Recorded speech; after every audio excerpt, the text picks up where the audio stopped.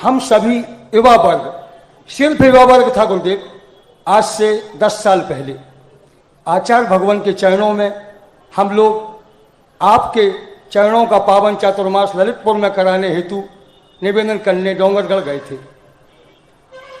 हे गुरुदेव, जब आचार्य भगवान के सामने सभी युवा वर्ग लोग खड़े हुए और निवेदन किया और संचालन हमारे संजय रसिया और नजन कलंकी ने वहाँ किया, तो आचार्य भगवान ने ऐसा कहा कि हम लोग अंदर से कँप गए।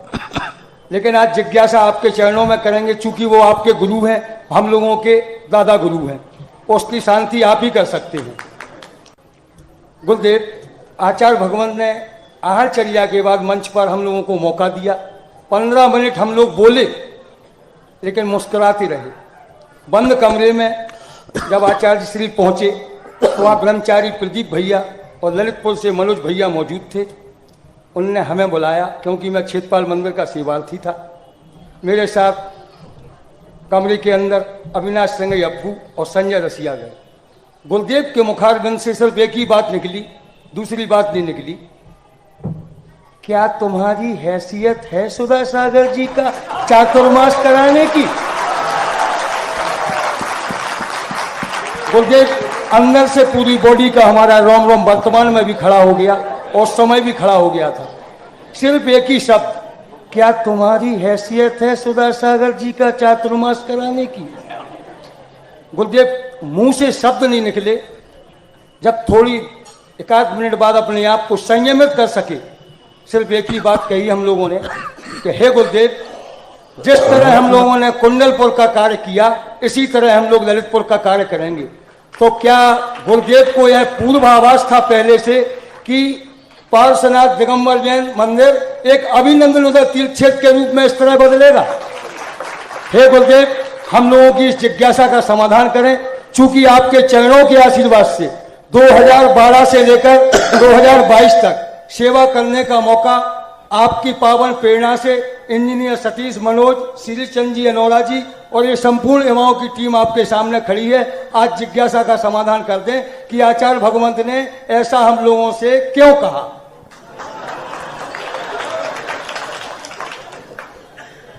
देखो, गुरु महाराज हैं, गुरुओं को सब ज्ञान होता है। उस समय की परिस्थितियां ऐसी थीं,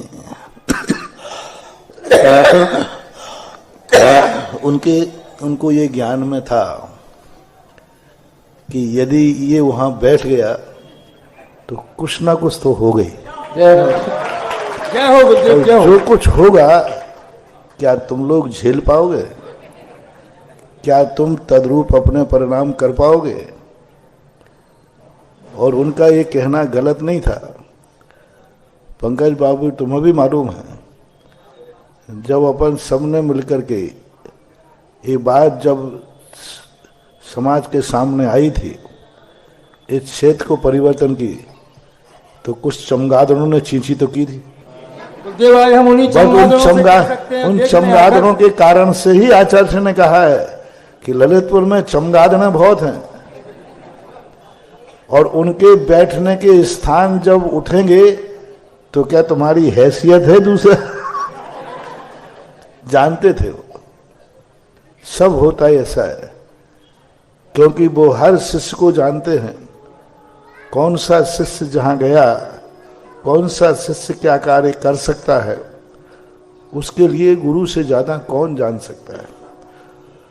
दूसरी बात, तुम्हें एक हिदायत दे दी थी उत्साहित करने के लिए, यदि इतनी हिम्मत है तो कराओ, और अब तुम गर्व से कह सकते हो हम में हैसियत है। जय हो, जय हो, जय हो।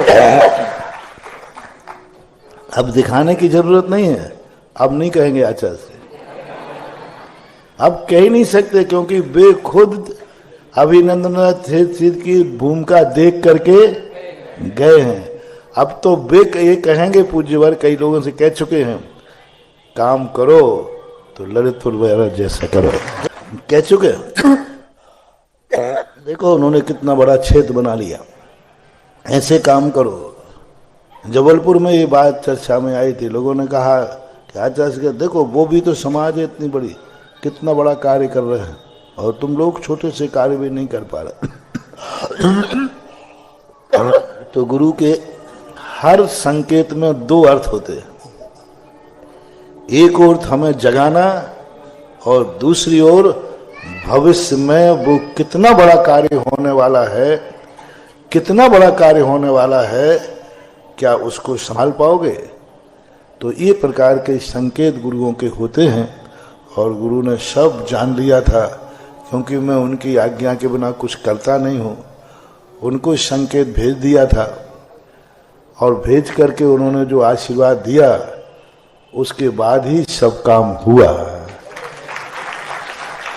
क्योंकि कोई ना कोई कार्य हम सूचना जरूर दे देते हैं और ये भी कह देते हैं, महाराज जी चमगादड़ तो बोल रहे हैं। तो हमारे गुरु महाराज कहते हैं चमगादड़ों की आवाजें सुनने के लिए अपने कान है क्या? अपने कानों में तो अच्छी आवाजें आना चाहिए। और आप बहुत सफल हैं पंकज बाबू, आप भी, आपकी पंचायत भी, शुरुआत भी आपसे शुरू हुआ है और उसका कलशारोहण भी आपके प्रबंध काल में हो रहा है। गुरुदेव ये आपके चरणों का आशीर्वाद। जो लोग कहते हैं ना कि हाथ, वो जो आम लगाता है वो आम खाता नहीं है, ये सारा मुहावरा फेल हो गया।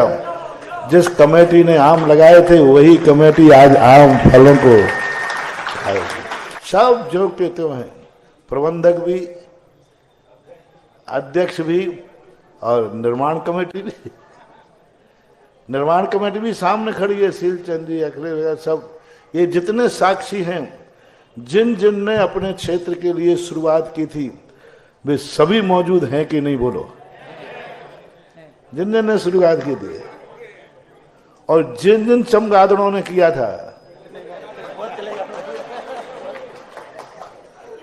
उनको इसलिए जाना की बात थी क्योंकि अब उनको रहने लायक यहाँ स्थान है नहीं, इसलिए कर्म ने कहा कि चलो तो मैं दूसरे खंडहर भेजता हूं। तो वो किसी खंडहर में लटके होंगे ऊपर। और जिन जिन ने इनका समर्थन करके कार्य आगे किया वे आज सभी लोग अपने लगाए हुए बीज का कलशारोहण फल अपनी आंखों के सामने देख रहे हैं, उसमें मैं भी शामिल हूं। और ये नगर गौरव है, रमेश बाबू से पूज्य सागर तक की यात्रा भी मौजूद है। इन्होंने भी यहीं बैठ करके साधना की है, अध्ययन भी किया है शुरू में, सब साक्षी हैं। और यही अपने लिए गर्व है कि अपन ने, सब ने, आप सब लोगों ने सच्ची श्रद्धा से, सच्ची लगन से इस क्षेत्र को ऊंचाइयां देने का भाव किया था, तो आज उसको ऊंचा उठते हुए अपन खुद आंखों से देख रहे हैं, अपने सामने है। सच्ची लगन हो, सच्ची श्रद्धा हो तो, और आप देखना ये पंचकन्या के बाद जिन जिन लोगों ने, ये पहले भी मैंने कहा था, आज भी सुन लेना, जो जो लोग इस पंचकल्याणक में अपने उत्साह के साथ तन मन धन समर्पित करेंगे, उनके उनके वंश के परिवार का 5 फरवरी के बाद से उनके स्थिति देखना क्या होती है। और जो थोड़ा सा भी बेईमानी करेगा, थोड़ा सा भी बदमाशी करेगा, थोड़ी सी भी मायाचारी करेगा, थोड़ा भी गुटबंदी करेगा, ग्रुपबंदी करेगा, उसका हश्र क्या होगा? वो गई हुई चमगादड़ों से वो पूछ लेगा, मैं नहीं बोलता हूँ। क्या हो गुरुदेव, क्या हो, क्या हो? क्योंकि मैंने देखा है, मैंने देखा, अनुभव किया है। मैं अपनी तरफ से नहीं कह रहा हूँ, जो होने वाला है वो कह रहा हूँ, जो हुआ है वह कह रहा हूँ। ऐसी चीजों में जहाँ जगत व्यापी क्षेत्र बन रहा है, जहाँ हजारों साल की संस्कृति बन रही है, जहाँ ये भूतो न भविष्यति की कहानी सार्थक हो रही है, वहाँ ऐसे क्षेत्रों के विकास के संबंध में मनोमालिन्य, उसके संबंध में अपने विपरीत ग्रुपबाजी, कसाय भाव के कारण से वो सम्मिलित न होवे, मात कसाय भाव के कारण, मेरा ग्रुप तेरा ग्रुप। मैंने पहले दिन आगे कहा था कि इस पंचकल्याणक में जिसके मन में ये भाव आया कि मेरा ग्रुप थोड़ी है वहाँ, मैं सक्रिय पीछे रहूँगा, वो बहुत पछताएगा। फिर बाद में मत कहना कि महाराज मुझे मालूम नहीं था। अभी पूरे ललितपुर को एक ही आगाज करना है। कौन कमेटी है, कौन प्रबंधक है, बस एक ही चीज है, मेरे भगवान है और मेरे गुरु हैं, मेरा नमोकामन, कुछ नहीं सोचना। हमारा क्षेत्र बना है, किसका क्षेत्र बना है? हमारा क्षेत्र। कौन भगवान का, संपूर्ण समाज का। उच्चासन पर कौन बैठेंगे? हमारे भगवान।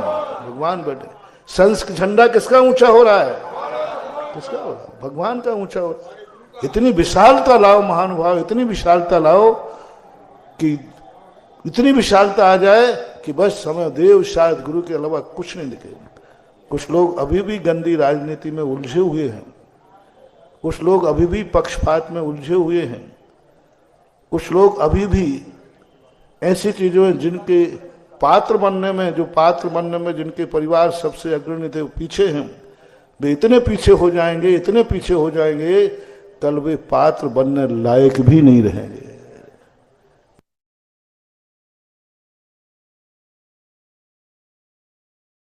जो इस पंचकर्णक में पीछे रहेगा, ये शब्द डंके की चोट पे बोल रहा हूं, याद रखना, जो इस पंचकर्णक में पीछे रहेगा वो कितने पीछे जाएगा मैं नहीं कह सकूंगा।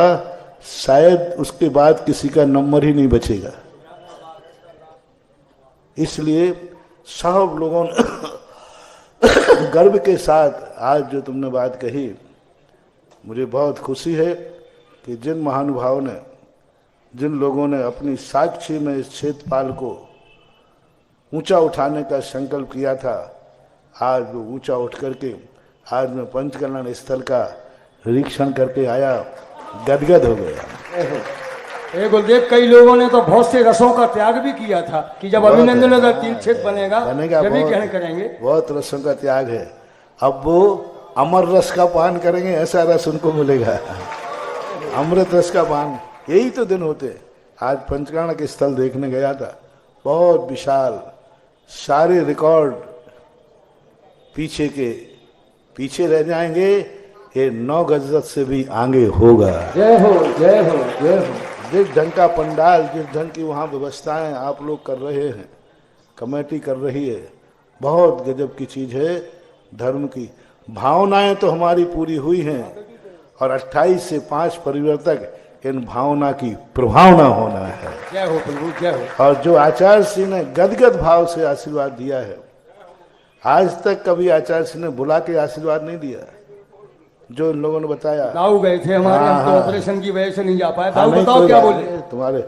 आज है गुरुवार, हम 4 बजे वहां पहुंचे और गुरु जी को देखा 7 बजे दरवाजे बिना नहा धोए हम लोग खड़े हो गए। तो गुरु जी ने ना जाने कहाँ से देख लिया हम लोगों के ललितपुर वाले आए हैं, उन्होंने स्वयं हम लोगों को बुलाया 7:15 बजे कि ललित वालों को बुला दो।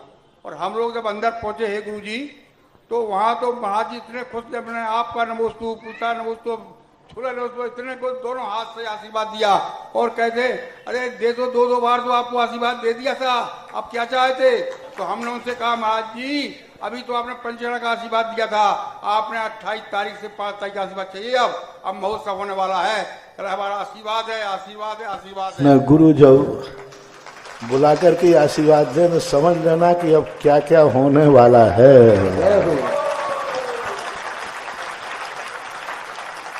मांगने में आशीर्वाद नहीं मिला है, भीख में, भेंट में आशीर्वाद मिला है। किसी से कोई छुपा नहीं, किसी महाराज से नहीं कह रहा कि हम लोग आए, ब्रह्म किसी से कुछ कहा ही नहीं हम लोगों ने कि हम लोग आए। बहुत फिर भी महाराज जी ने नमोस्तु नमोस्तु